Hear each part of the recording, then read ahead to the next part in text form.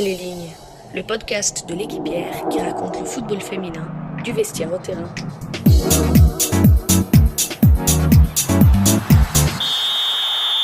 Bonjour, bonsoir à tous, très heureux de vous retrouver pour l'avant-dernière émission de la saison d'Entre les lignes, le podcast de l'équipière spécialisée pratique féminine du football. Et bonjour Marie Diémé. Bonjour Léo, bonjour Léa. Vice-présidente, co-rédactrice en chef de l'équipière. Ça y est Marie, la saison de D1 est terminée. C'est le PSG qui a donc raflé la mise pour la première fois de son histoire. Et donc c'est la fin de 14 années de règne de l'Olympique lyonnais. Oui, tout à fait, comme tu l'as dit Léo, c'est une saison historique pour le PSG qui a remporté son premier titre en championnat. Alors le club de la capitale avait déjà remporté 2 trophées, à savoir le Challenge de France qui est l'équivalent de la Coupe de France en 2010 et la Coupe de France en 2018, mais n'avait jamais remporté un championnat. Et qu'on se le dise clairement, cette saison, c'était un peu la saison du Paris Saint-Germain. 20 victoires, 2 matchs nuls, 83 buts marqués et seulement 4 encaissés. Une saison titanesque pour le Paris Saint-Germain. Et en prime, le club de la capitale a raflé toutes les distinctions individuelles. Meilleur espoir, meilleure joueuse, meilleure gardienne et meilleur entraîneur. Il manque plus que le titre de meilleure buteuse qui a été attribué à Khadija Chou. Mais toute cette gloire n'aura pas suffi à plaider la cause d'Olivier Chouafny qui n'a pas été renouvelé par les dirigeants du Paris Saint-Germain et qui ne sera donc pas l'entraîneur du club de la capitale la saison prochaine. Dans son sillage, plusieurs joueuses ont été annoncées sur le départ, notamment la capitaine Irène Paredes, Christiane Endler, la gardienne du Paris Saint-Germain, Perle Moroni, Signé Brune, Formiga et Nadia Nadim. C'est donc un été compliqué que va vivre le Paris Saint-Germain et qui doit donc impérativement se renforcer. Une saison historique aussi pour une autre raison, parce qu'au-delà de la chute de l'Olympique lyonnais, on a cette 3e place qualificative pour la Ligue des Champions et c'est Bordeaux qui a remporté le précieux sésame. Bordeaux qui, on le rappelle, a perdu Khadija Chou, qui va vraisemblablement s'envoler pour l'Angleterre la saison prochaine, mais qui s'est d'ores et déjà renforcé avec 2 arrivées du Stade de Reims. 2 arrivées du Stade de Reims et 2 Melissa, Gomes et Herrera, l'internationale portugaise et l'internationale costaricienne, ont débarqué dans la ville de Bordeaux. Au milieu de tableau, on a vu un championnat qui est de plus en plus resserré, avec des matchs de plus en plus difficiles à gagner de part et d'autre, pour le grand bien des supporters de D1 Arkema. Et puis en bas de tableau, on a Le Havre et Issy qui sont relégués en D2. Mais attention, puisque Soyaux a été relégué administrativement par la Direction nationale du contrôle de gestion cette semaine, une décision à laquelle le club charentais va faire appel. Donc affaire à suivre, puisque Issy Moulineaux pourrait, en cas de relégation effective de Soyaux, être pêché en D1 Arkema. Merci Marie pour ce panorama hyper complet. Tu l'as dit, ça a été une saison vraiment historique, vraiment atypique et qui restera dans les annales pour son résultat final, pour toutes les conséquences que tu as évoquées, mais aussi pour d'autres raisons, et le plus souvent mauvaises, c'est que c'était une année marquée par le Covid-19. Les matchs se sont joués sans public, à huis clos. Plusieurs matchs ont d'ailleurs été reportés à cause du Covid. Ça a beaucoup touché le Paris FC, ça a touché aussi l'Olympique lyonnais et le PSG. Ça a mené d'ailleurs au report du OL PSG d'il y a quelques jours. Alors comment est-ce que les joueuses, les principales actrices ont ressenti cette saison historique ? Et on va en parler avec notre invitée, une femme aux multiples casquettes qui sait prendre du recul quand il le faut. Et pour cause, puisque vous la voyez à la télé, vous la voyez d'un côté du micro et de l'autre côté du micro, c'est Léa Le Garec. Bonsoir Léa. Bonsoir à tous les deux. Milieu de terrain du FC Fleury International française. Tu es donc joueuse, tu es aussi consultante pour Canal+ depuis cette saison. Tu apparais dans le Late Football Club et tu commentes les matchs de Première Ligue masculine. Et en plus de ça, tu as une licence en immobilier. J'ai lu aussi que tu t'es mise à la peinture pendant le confinement. En fait, t'es jamais fatiguée, quoi. Alors, je suis un peu hyperactive, j'avoue. On me le dit souvent que je suis un peu hyperactive, surtout pour ça. Après, je suis consultante depuis la Coupe du Monde féminine en 2019. C'est juste que la saison dernière, j'ai pas pu me libérer régulièrement vu que je jouais à Brighton. Mais là, en étant sur Paris, c'était beaucoup plus simple pour moi. Ouais, on imagine. C'est ce qui s'explique le fait de bosser et de travailler le plus souvent possible à Canal+. Mais ça va, tu finis la saison plutôt bien ou tu avais quand même besoin de vacances là ? Non, franchement, ça a été parce que au niveau des entraînements, c'est tous les matins. L'entraînement, c'est tous les matins à 10h, il y a une musculation. Je suis plutôt quelqu'un qui est sérieuse, donc qui a une bonne hygiène de vie, donc je me couche relativement tôt. Donc ça va, j'arrive à bien gérer les entraînements. Et après, je travaillais le certain soir où j'avais besoin de commenter des matchs. pour la première ligue ou sinon le week-end. Mais non, franchement, et puis je pense que c'est aussi un équilibre d'avoir le football et puis aussi de voir d'autres personnes, d'autres têtes, parler d'autres choses, même si ça reste du football, mais de voir autre chose. Et franchement, de commenter des matchs de première ligue, on apprend aussi beaucoup, même ensuite sur le terrain. Bah écoute, on va en reparler de ça au cours de cette émission, mais pour l'heure, on va s'intéresser à la D1. Entre les lignes. Un mot d'abord sur les championnes de France. C'est un club que tu connais bien, Léa, puisque tu es une ancienne du PSG. Tu as été vice-championne de France 2011 avec le club. Ça te fait quelque chose, ce titre parisien ? Oui, bien sûr. C'est surtout que je suis contente que ça change parce que voilà, depuis 14 ans, c'était les Lyonnaises. Limite, quand tu commences la saison, tu sais déjà que c'est les Lyonnaises qui vont remporter le championnat. Et cette saison, les Parisiennes l'ont totalement mérité sur leur parcours, sur leur sérieux aussi, leur régularité tout au long de la saison, tout simplement, où elles ont pris très très peu de buts, où elles ont marqué énormément, elles ont vraiment été sérieuses chaque match, elles ont vraiment tout pris au sérieux et c'est ce qui a fait la différence, je pense, cette saison. Et non, je suis vraiment contente. Au mois de janvier-février, lorsqu'on avait joué contre le Paris Saint-Germain, j'avais dit à Olivier Chouafny que c'était lui qui allait gagner. Lui, bien évidemment, il était resté un peu sur la défensive en se disant non, on verra bien, etc. Mais ça se voyait en fait. Quand tu jouais, en fait, il y a quelques années, quand tu jouais Lyon, c'était vraiment très très fort et c'était vraiment dur. Et Paris, il y avait possibilité de marquer quand même un petit but, enfin de faire quelque chose. Et là, ça s'est vraiment inversé sur cette saison. Le PSG était vraiment très très solide et les Lyonnaises un petit peu moins. Je pense qu'il y avait aussi besoin de changements aussi du côté de Lyon. Mais en tout cas, les Parisiennes le méritaient totalement. Donc non, je suis contente en tout cas qu'il y ait du changement et qu'il y ait un peu de changement en D1 Arkema. Non, c'est vrai que on a vu qu'il y a eu un changement, notamment sur le plan psychologique. On en parlait souvent, moi qui suis le PSG depuis beaucoup d'années. C'est vrai qu'on a rarement vu le Paris Saint-Germain dominer autant son sujet. Lorsqu'il y avait des rencontres entre le PSG et l'OL, on voyait que souvent, quand le Paris Saint-Germain gagnait, c'était presque des hold-up. C'est-à-dire que le Paris Saint-Germain faisait un peu le dos rond et arrivait sur une occasion à marquer un but. Mais là, quand on regarde le match du mois de novembre, le PSG a totalement dominé son sujet. Quand on regarde le match retour en Ligue des Champions, pareil, le Paris Saint-Germain a fait jeu égal, voire même mieux que l'Olympique Lyonnais. Et c'est vraiment, je pense, ce qui est important parce que ça aurait été un peu un titre volé, un titre avec un peu moins de saveur si le Paris Saint-Germain avait été dominé par l'Olympique Lyonnais. Et là, c'est pas le cas et elles se rendent compte, notamment avec cette jeune génération dont on parlera sûrement, qui arrive à maturité et qui se connaît extrêmement bien, qui a été formée par le club, par Pierre-Yves Bodino depuis les U19. Et cette génération-là, elle se rend compte que oui, effectivement, elle est capable de venir à bout de l'Olympique Lyonnais. Le grand Olympique Lyonnais que l'on connaît tous. C'est vrai qu'avec Gueyoro, Diani, Baltimore et Katoto, quand ces 4 joueuses-là sont là et qu'elles ont été formées au club, c'est sûr que c'est pas la même équipe. Est-ce que en jouant les Lyonnaises, Léa, tu les as senties fatiguées, usées, et les Parisiennes, à contrario, plus fortes ?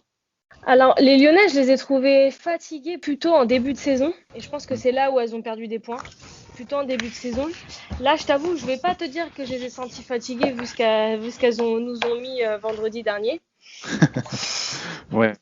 Parce que sinon, ce serait quand même dingue de dire ça. Là, je pense qu'elles avaient les crocs. Et puis, faut pas oublier que vendredi dernier, c'était le dernier match pour beaucoup de joueuses. Il y avait Kumagai, il y avait Boadi, Marozane qui partent aux États-Unis, Le Sommer, tu avais Jody devant. Donc il y avait beaucoup de joueuses qui partaient et je pense qu'elles voulaient bien terminer, elles voulaient bien finir. Donc sur ce dernier match, voilà, je pense aussi qu'elles savaient que de toute façon le titre c'était mort, vu qu'elles avaient fait match nul le week-end d'avant.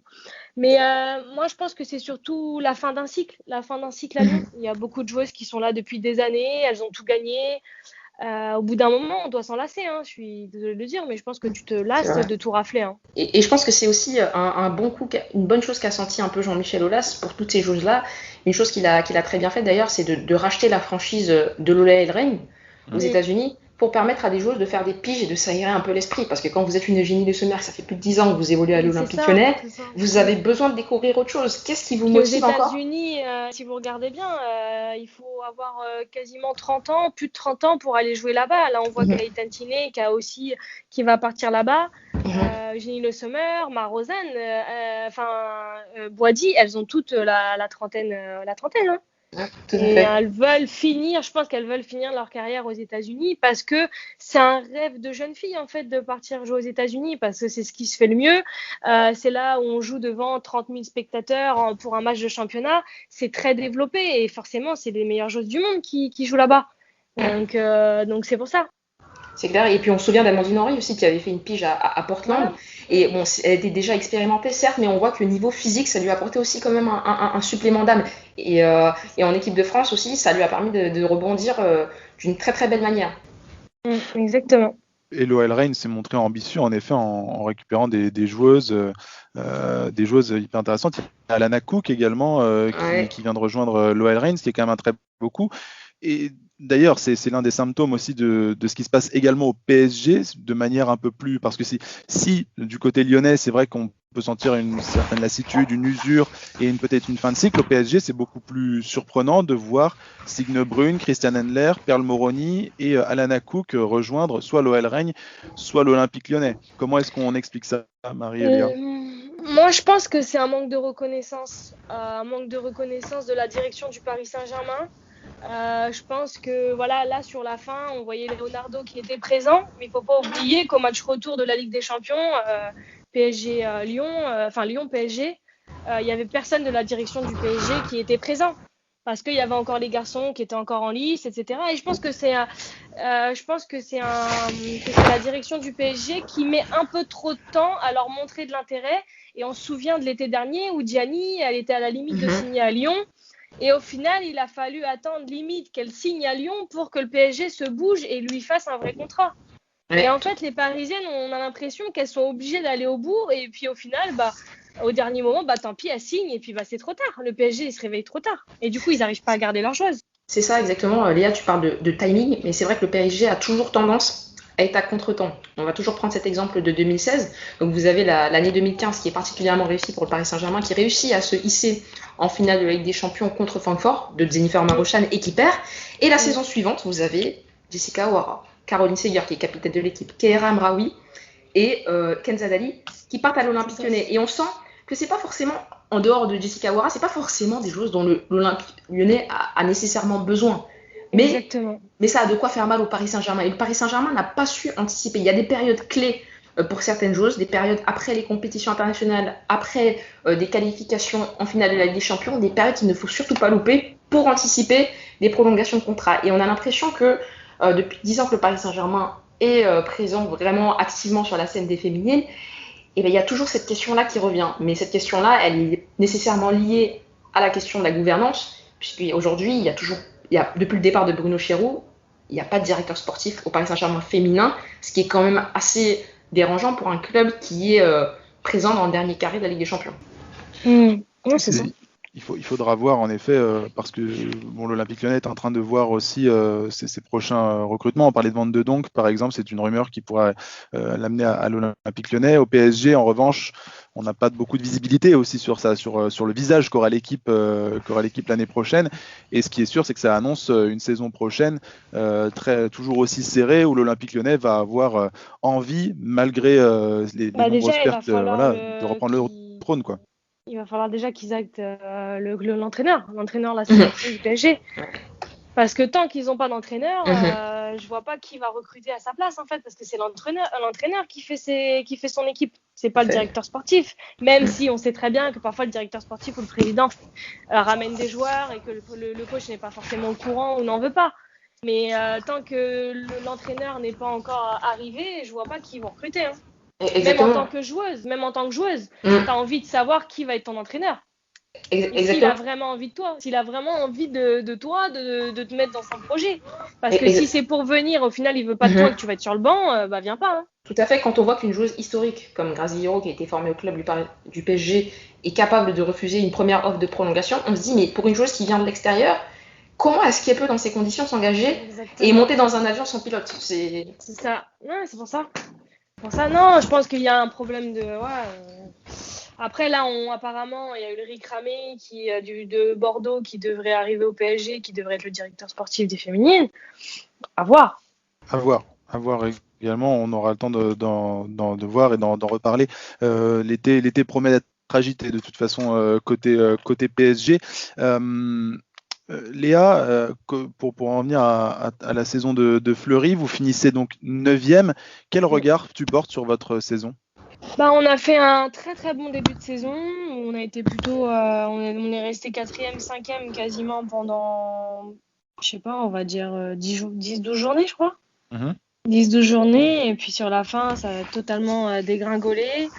Il y a eu pas mal de faits. On a eu des faits Covid. On a eu beaucoup de blessés cette saison. On en a eu beaucoup, hein. Je pense surtout aux étrangères. Spetsmark qui était là au début qui s'est blessé. Je pense à la Norvégienne qui a fait les 2 premiers matchs qui s'est blessée pendant 4-5 mois. Moi en mars qui prend un carton rouge pour avoir des propos blessants envers l'arbitre qui prend 4 matchs. J'ai pu finir que les 2 derniers. Voilà, on a eu pas mal de faits qui ont un peu tué cette saison. C'est le contexte aussi. Enfin, voilà. Donc un peu déçu parce que je pense qu'on pouvait faire beaucoup mieux. En tout cas, on avait les ambitions, on avait l'équipe pour le faire. Mais sur la fin de saison, il a fallu faire un peu de bricolage et ça a été compliqué. Si j'imagine, ouais, de toute façon, ça restera une saison alors compliquée parce qu'il y a eu le Covid, le huis clos, etc. Mais surtout, à t'entendre, une saison bien en deçà de vos ambitions. Bien sûr, parce que quand tu vois le début de saison, de quoi on est capable, et puis ensuite, voilà, il y a plein de choses, il y a plein de petits détails qui font qu'aujourd'hui, dans le haut niveau, tu peux pas te permettre ce genre de choses et qu'une saison, c'est long et qu'il faut savoir être régulier et c'est ce qui nous a manqué cette saison. Mais voilà, c'est comme ça aussi qu'on apprend. Et puis au sein du club, là, va y avoir une restructuration et je pense que ça va faire du bien et ça va aider et je pense qu'on va pouvoir repartir sur de bonnes bases dès cet été. L'arrivée de Fabrice Abriel, qui était donc l'adjoint du coach Fanzel, comment vous la jugez dans le groupe? C'est surtout parce que qu'il apporte une expérience du haut niveau, tout simplement. Il est là pour la performance. David Fenzel est quelqu'un de très gentil et vraiment humainement, il est vraiment au top. Mais je pense que justement, il n'est pas assez méchant. C'est pas assez méchant et on doit se rapprocher du haut niveau et il le sait. Il le sait qu'il est trop gentil. Et aujourd'hui, si tu veux des résultats, il faut être performant, il faut être rigoureux tous les jours, il faut se donner à fond même aux entraînements, il faut avoir une bonne hygiène de vie, il faut être sérieux tout simplement. Et je pense qu'aujourd'hui, Fabrice Abriel, lui, il le connaît parce qu'il a été professionnel à Marseille, il a été champion de France, il a tous les éléments. Maintenant, je pense que ça va être aussi une découverte pour lui parce que c'est le monde du foot féminin, donc c'est différent du monde masculin. Maintenant, c'est aux filles aussi d'être sérieuses. Je sais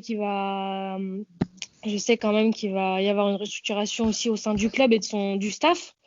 Donc lui en tant qu'entraîneur, David Fanzel, lui qui va passer plutôt en tant que coordinateur sportif. Les deux s'entendent vraiment très très bien. Donc j'ai entendu dire aussi qu'il allait avoir un analyse vidéo, un nouveau préparateur physique.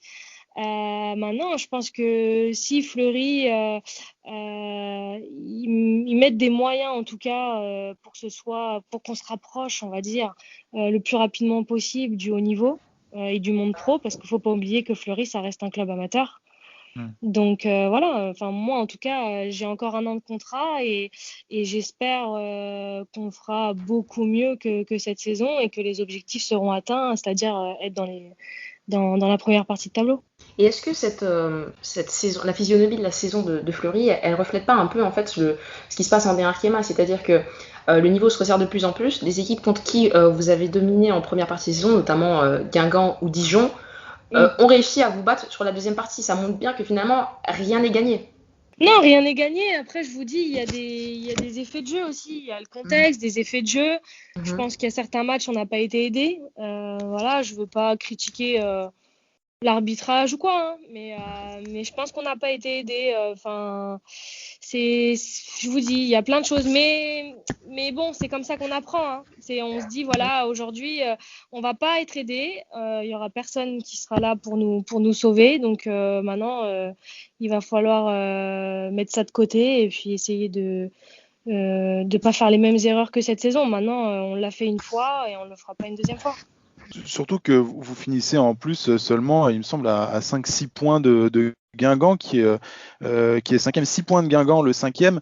Vous avez les capacités pour aller titiller un petit peu le top 5. Non, mais bien sûr, mais on les a, je vous dis, on les a. Je vous dis, après, il y a eu, je te dis, on a eu plein de joueuses absentes pour le COVID, en cas de Covid, on a eu pas mal de blessés, on a eu des suspensions, il y a Dominika Grabowska aussi. On a pas mal de jeunes aussi, faut pas oublier. Hein. On a Thelma Eninger qui a fait quand même quelques matchs, Kenza Chapelle devant, Laïcienne Vaé. On a joué aussi avec des jeunes mais c'est sûr qu'on est déçus. Hein, on est déçus. Hein. Après, le niveau se resserre parce que c'est un chiffre tout con. Hein, mais nous, Fleury, par exemple, ça fait 4 ans qu'ils sont en D1. Et bah, on a quand même battu le record de nombre de points. Donc on finit 9e, mais on a quand même battu le record de Fleury en D1 en 4 ans. Donc c'est quand même, ça montre quand même que le niveau s'est resserré. Parce que là, cette saison, tu gagnais un match, tu pouvais passer 4e. Alors qu'avant, tu restais entre 10e et 6e. Que là, tu gagnais juste un match, bim, tu passais 4e. Donc il y a vraiment que Lyon PSG qui était vraiment au-dessus.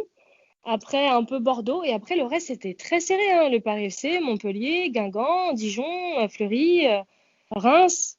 Donc voilà. Il y avait vraiment... je trouve quand même que ça se resserre. Maintenant, je pense que c'est pas assez attractif quand même, dans le sens où la deuxième partie de saison, il y a ça aussi, c'est que la deuxième partie de saison, elle est atroce. On joue tous les 15 jours, 3 semaines. C'est n'importe quoi. Ça veut dire que tu vas jouer un match, hop, bon, bah, on rejoue dans 3 semaines. Mais il faut garder le rythme, il faut trouver des matchs de préparation en pleine saison. Moi, je trouve ça dommage que la fédération ne trouve pas une solution pour qu'on soit à 14 rapidement et qu'il y ait des matchs beaucoup plus réguliers et que tous les clubs s'y mettent. Et je suis sûre que ce sera beaucoup plus attractif. C'est pire que ça, c'est-à-dire qu'en plus, on parle d'une D1 à 10, donc j'imagine que ça te fait sortir de tes gonds. Oui, bah, quand j'ai appris ça, mais j'ai dit ça pourra jamais passer. Là, ils veulent tuer le foot, c'est pas normal. Enfin, au bout d'un moment, faites-nous un championnat qui dure 6 mois hein, et on ira jouer ailleurs. Enfin, c'est complètement stupide. Mais de toute façon, ce sera pas, hein, ça va pas passer à 10. Et puis, il faut pas oublier que Canal+, ils se sont engagés sur 12 équipes et non 10. Donc, il y a les droits télé, il faut pas oublier. Hein. Oui, mais bon, alors après, et puis même Jean-Michel Aulas a voulu désamorcer le truc en disant, bon, c'est question de règlement, de machin, mais que c'est pas du tout acté, etc. Non, c'est pas acté, mais même là, ils savent toujours pas qui va monter, qui va descendre. Donc, c'est un peu flou, en fait, pour tout le monde. Ça a été une année aussi éprouvante à ce niveau-là, parce que vous naviguiez à vue, en fin de compte. C'est ça. Non, c'est ça. Et puis aussi, oui, le fait que les supporters, qu'il n'y ait pas de supporters. C'est vrai que c'est pas simple. Hein. Quand on joue à l'extérieur, quand on joue à domicile, il n'y a personne. Mais j'espère en tout cas qu'à partir de septembre, là, ça va changer. Hein. Tu parlais de Fabrice Abriel, de cette expérience du haut niveau qu'il apporte, parce qu'en effet, ancien joueur de l'Olympique de Marseille, champion de France, mais de manière générale, quand tu vois Olivier Chouafny à Paris, que tu vois Frédéric Mendy, John Outaka à Montpellier, Fabrice Abriel, donc chez vous à Fleury, Mendy aussi, ouais. Voilà, Bernard Mendy également, tous ces anciens footballeurs, donc du coup chez les hommes qui arrivent en D1 féminine, c'est ça aussi ce qu'ils apportent, c'est cette exigence du haut niveau qu'on a peut-être moins chez les féminines. Est-ce que tu sens que c'est une bonne chose pour toi ? Ouais, moi je trouve que c'est une bonne chose. C'est une bonne chose parce que déjà nous on l'a vu, il est arrivé en novembre-décembre et déjà rien qu'aux entraînements on l'a vu. Les filles l'ont vu tout de suite sur l'intensité qu'ils demandaient, sur les exercices, c'était du concret. C'était du football, c'était du concret et lorsqu'il est arrivé en novembre, c'est là où on a quasiment gagné tous nos matchs. On a gagné tous nos matchs et les filles, ça les a aussi reboosté, ça a reboosté le coach David Fenzel parce que David il se trouvait un petit peu esselé, il était tout seul, il n'avait pas d'adjoint parce que son adjoint n'était pas disponible et du coup on a vu la différence sur les entraînements. On a appris quand même beaucoup de choses. Maintenant, je pense qu'on l'a vu avec Olivier Chouafny, ça a mis du temps pour qu'il gagne un titre. Bernard Mendy, c'est son adjoint. Il faut aussi apprendre à connaître le foot féminin. Le foot féminin va moins vite que les garçons. Ça, il faut s'adapter aussi à tout ça. Mais s'il a signé à Fleury en tant qu'entraîneur, c'est que ça lui correspond et que ça lui plaît quand même. Donc c'est un argument qui te fera donc rester l'année prochaine à Fleury? De toute façon, j'ai signé 2 ans, donc quoi qu'il arrive, j'avais signé 2 ans, donc que ce soit Fabrice Abriel ou un autre entraîneur, pour le moment, moi j'étais à Fleury. Tu dis en plus que tu veux encore jouer 6-7 ans, donc a priori encore au moins une année à Fleury et après un autre club comme objectif, peut-être revenir en Angleterre? Franchement, honnêtement, aujourd'hui, j'en sais rien. Moi, je pars du principe que la vie est faite d'opportunités et pour l'instant, je suis encore 1 an à Fleury et on verra bien la saison prochaine. Et tu vises un retour en équipe de France, j'imagine? Bien sûr, ça je le vise depuis un moment. Est-ce que je vais trouver la cible? Est-ce que je vais trouver la cible à un moment donné? Ça, il n'y a que moi qui peut essayer de faire bouger les choses. Donc on verra la saison prochaine. Quitte à rester à Fleury, pour toi c'est pas incompatible, il faudrait pas un transfert? Non, c'est pas moi franchement, j'ai mon équilibre à Fleury, ça se passe bien. En plus, ça me permet de continuer à travailler à Canal+. J'ai mon équilibre de vie. Je pense que je prends mes responsabilités aussi en tant que capitaine. Tout se passe bien pour moi à Fleury. Donc, si la saison prochaine ça se passe bien, si on fait une bonne saison, on verra bien. Pour l'instant, moi, je ferme aucune porte. On verra bien. Tu parlais, Léa, de cet équilibre de vie. Tu fais à peu près 188 choses à la fois. En plus d'être footballeuse, non, blague à part. Tu es donc en même temps consultante sur Canal+. Alors on te voit pas sur la D1 Arkema aussi. Non, c'est volontaire. Parce que c'est difficile. Voilà, ça fait un peu conflit d'intérêt sinon. Mais on te sollicite sur la première ligue. Comment ça s'est passé les contacts avec Canal? En fait, comme je vous l'ai dit, moi, premier contact, c'était, j'avais été invitée pour la D1 Arkema un dimanche. Je jouais à Guingamp à l'époque. J'avais été faire un plateau, comme ce qui se passe la D1 l'affiche, là, tous les dimanches. Ensuite, j'avais été invitée à J+1 avec Sakina Kershawi. Et suite à cette émission, ils avaient trouvé que j'étais à l'aise à l'antenne, que ça passait bien. Et du coup, il m'avait dit, écoute Léa, si à la Coupe du Monde féminine, tu n'y es pas, si tu n'es pas sélectionnée, mais c'est ce qu'on te souhaite, nous, on aimerait te prendre en tant que consultante pour commenter des matchs et faire certains plateaux. Donc, comme je n'ai pas été sélectionnée pour la Coupe du Monde féminine en France, eh bien, je suis rentrée à Canal+ à ce moment-là, où j'ai commenté des matchs de Coupe du Monde féminine. Et j'ai fait des plateaux, le Live Football Club, pendant un mois et demi. Ensuite, j'ai signé à Brighton. Et quand j'étais à Brighton, j'y allais, je faisais un Live Football Club tous les 1 mois et demi à peu près. J'avais trouvé, dès que j'étais disponible pour rentrer à Paris, je faisais un Live Football Club, mais du coup, c'était moins régulier que cette saison. Et puis cette saison, j'ai fait quelques leds, j'ai un peu bossé pour la Première Ligue l'été dernier. C'était tout nouveau pour moi, surtout de faire les garçons comme ça. Et en octobre, on m'a appelé un jour pour me commenter un match de Première Ligue. Donc ça a commencé comme ça et ensuite j'en ai fait une trentaine cette saison où j'y allais quasiment tous les week-ends. Donc je jouais le samedi et quasiment tous les samedis soirs ou dimanches je commentais un match de Première Ligue et je faisais un Live Football Club à peu près par mois ou une fois tous les 2 mois, ça dépend parce que les Live Football Club c'est tard et du coup vis-à-vis de mon emploi principal qui reste le football, de finir à minuit, c'était pas forcément l'idéal. Donc voilà, mais c'était toujours le club était toujours en accord avec moi. Ils savent très bien que de toute façon je fais pas n'importe quoi et que je vais pas accepter une émission à 23h30 la veille d'un match par exemple. Il faut quand même l'accord du staff. Oui, voilà, tout ça c'est un accord tripartite. Tout ça, c'est un accord exactement, parce que j'ai pas de contrat avec Canal+. J'y vais parce que ça me plaît, parce que ils ont besoin et qui sont contents de moi, tout simplement. Mais ça s'est fait naturellement, tout simplement. Et quel rôle tu te donnes comme consultante, toi, en étant en plus toujours un peu en activité moi, je suis une consultante qui est encore en activité. Effectivement, je suis la seule à être encore en activité. Après, moi, je travaille avec Jessica Wara, leur boulot, et Aline Réa. Maintenant, c'est vrai que moi, je suis moins disponible qu'elle. Parce que je suis encore footballeuse et que j'ai encore des entraînements et des matchs. Quel rôle j'ai ? Je prends mon rôle de consultante et puis quand je suis à Fleury en tant que joueuse, je m'adapte. En fait, j'arrive à m'adapter. Oui, mais c'est-à-dire que en plus le fait de faire exclusivement la première ligue te permet d'avoir un recul par rapport au fait que à ton quotidien en fin de compte, puisque tu fais pas la Oui, bien D1 et donc. sûr. Non, non, non, moi, franchement, je suis pas trop. Parce que le problème, c'est que les week-ends, donc, je commente la première ligue, mais je regarde aussi la Ligue 1. Et donc, je peux pas non plus. Enfin, je suis en week-end, mais déjà, je regarde beaucoup de matchs. Si en plus, je fais la D1, ça va pas être possible. Donc, non, non, je me concentre vraiment sur la première ligue et aussi la Ligue 1 parce qu'on sait jamais. Il faut toujours rester. Et puis c'est surtout que ça me plaît. Hein, je me force pas à regarder les matchs. Hein.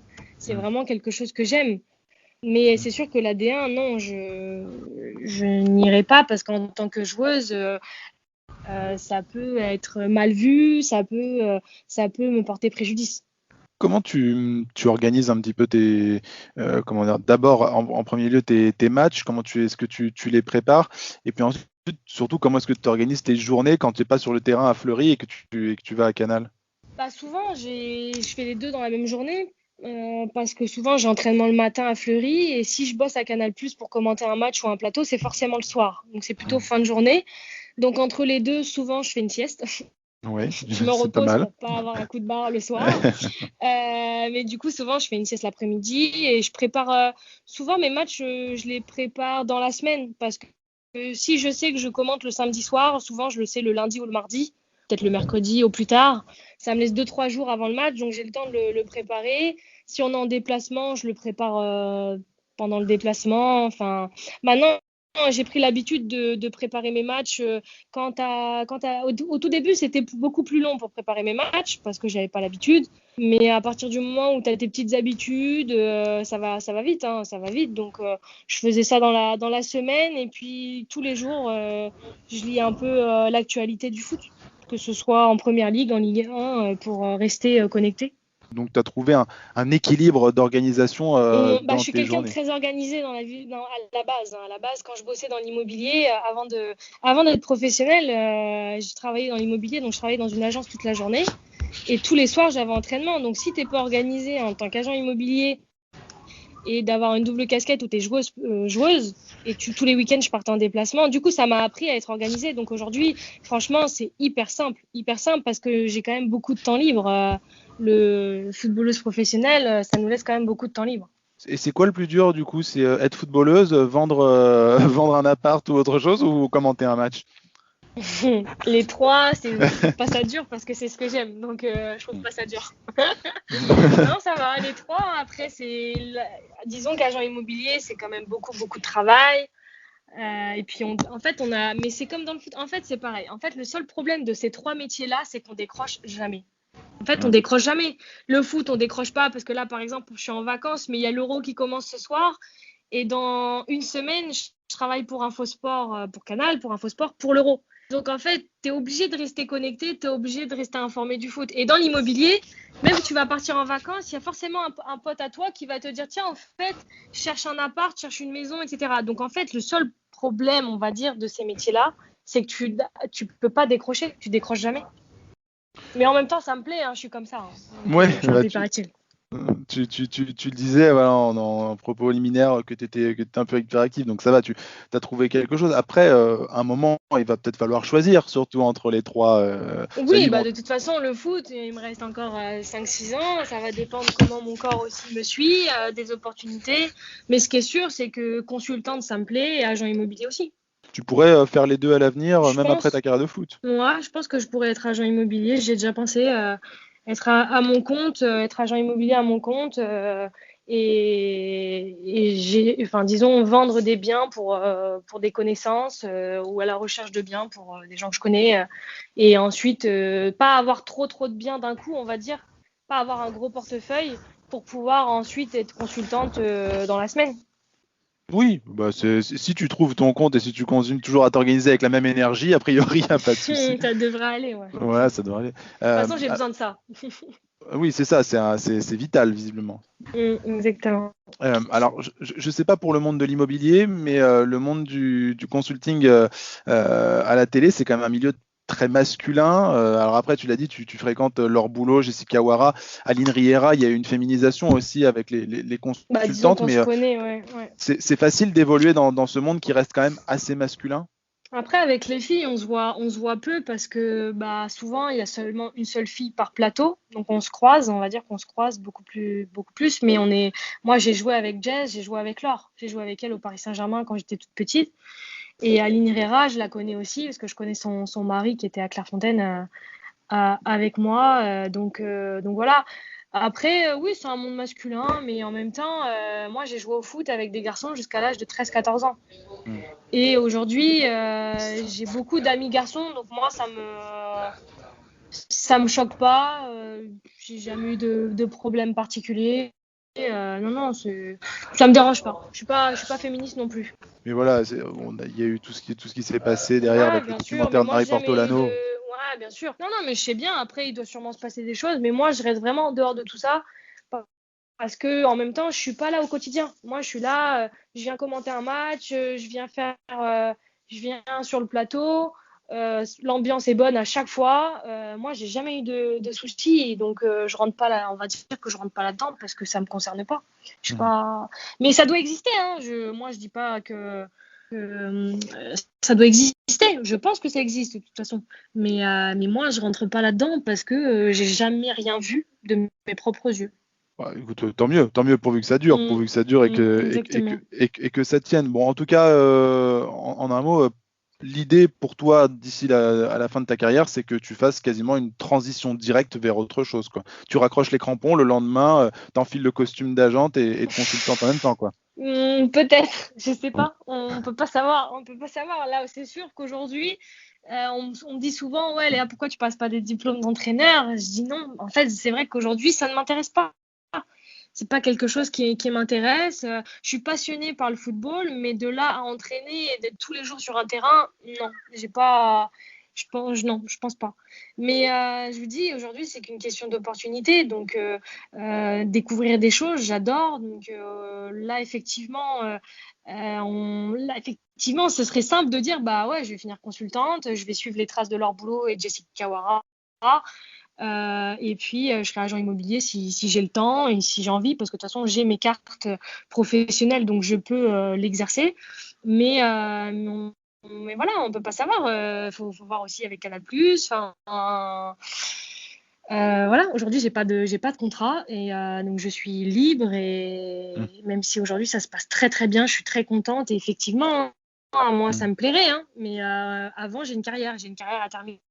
Et j'ai encore des objectifs personnels sur le plan sportif. Oui, déjà une bonne saison l'année prochaine, éventuellement l'équipe de France, plein de choses qui sont là. Léa Le Garrec, donc une femme libre, indépendante, ouverte à toutes les opportunités. Et c'est vrai que là, 11 juin 2021, l'heure à laquelle on fait ce podcast, si ça se trouve, dans un an, à cette même date, tu auras trouvé une autre passion, autre chose qui t'occupera ton temps. Pourvu que ce soit que ça épouse tes convictions et tes envies et ton enthousiasme. Du coup, merci. Merci à vous. Et ton énergie. En tout cas, voilà, je parle pour Marie, mais je pense qu'elle a raison. On te souhaite tout le meilleur pour la suite de la saison et enfin la suite dans la saison non, mais de ta carrière en tout cas. Merci à vous. J'espère aussi. En tout cas, merci d'avoir pris un peu de temps avec nous pour en parler, Léa. Donc, milieu international au FC Fleury, consultante Canal+, agent immobilier et donc plus si affinité. On suivra ça avec plaisir et avec intérêt. On souhaite le meilleur, donc, mais aussi un bel été avec du repos et plein d'énergie pour attaquer la prochaine saison. Il y en aura quand même besoin. Et puis le plus loin possible de ce fichu virus. Ouais, merci à vous en tout cas, à tous les deux. Merci d'avoir pris le temps de répondre à nos questions. Marie, merci beaucoup. Merci à vous deux. Et ouais, c'était un entretien. Soirée, et puis bonnes vacances. Hein. Ouais, bien sûr, à toi aussi Léa. Bon repos, prends soin de toi. Quant à nous ici sur l'équipière, on aura cette émission arrivera quand elle arrivera et elle sera suivie d'une autre avec une autre personnalité du football féminin français. Restez donc connectés et d'ici là, prenez soin de vous.